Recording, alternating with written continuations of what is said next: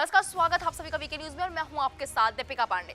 हमेशा मुस्लिम के हितों की बात करने वाली कांग्रेस पार्टी, मुस्लिमों के लिए न्याय की बात करने वाली कांग्रेस पार्टी ने कुछ ऐसा किया जिसे सुनकर आप भी चौंक जाएंगे। और तो और राहुल गांधी भारत जोड़ो यात्रा पर निकले हैं, जिसमें वो टोपी पहन रहे हैं, मुस्लिम समुदाय को अपने साथ लेकर चल रहे हैं। सिर्फ राहुल ही नहीं, उनकी मां सोनिया गांधी भी जब मुस्लिमों पर सवाल उठते हैं तो बोल उठती हैं। आप दिल्ली दंगे को ही देख लीजिए, कैसे सोनिया खुलकर सामने आई थी। लेकिन जब बात गुजरात चुनाव की आई तो कांग्रेस पार्टी को ये समझ आ गया कि कितना भी मुस्लिम कर लो, लेकिन जीतने के लिए हिंदू कार्ड खेलना ही पड़ेगा। तभी तो गुजरात में टिकट बंटवारे में कांग्रेस ने मुस्लिम को पीछे छोड़ दिया।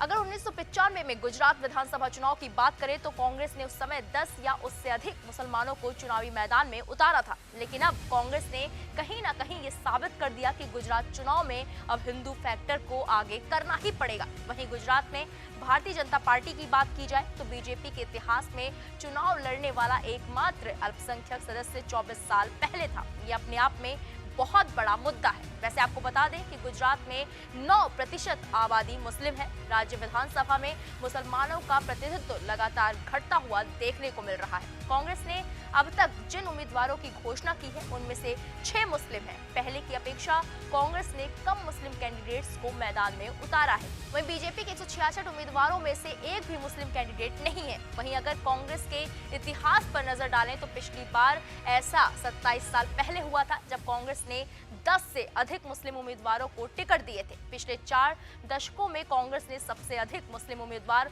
1980 में उतारे थे। तब कांग्रेस ने 17 मुस्लिम उम्मीदवारों को टिकट दिया था। उस समय पूर्व मुख्यमंत्री माधव सिंह सोलंकी ने अपना KHAM फैक्टर यानी कि छत्री, हरिजन, अहमद, आदिवासी, मुस्लिम फैक्टर लागू किया था, जिसका रिजल्ट पॉजिटिव आया था और मतदाताओं ने विधानसभा में 12 मुस्लिम उम्मीदवारों को जिताकर भेजा था। हालांकि इस सफलता के बाद कांग्रेस ने KHAM फॉर्मूले को आगे बढ़ाते हुए 1985 में अपने मुस्लिम उम्मीदवारों को घटाकर 11 कर दिया था, जिसमें 8 चुने गए थे। उसके बाद गेम पलट गया और 1990 के विधानसभा चुनाव तक बीजेपी के राम जन्मभूमि अभियान ने हिंदुत्व की राजनीति का मार्ग तैयार कर दिया। बीजेपी और उसमें सहयोगी जनता दल ने उस चुनाव में कोई मुस्लिम उम्मीदवार नहीं उतारा और कांग्रेस ने 11 को मैदान में उतारा, जिनमें से केवल 2 ही जीत पाए।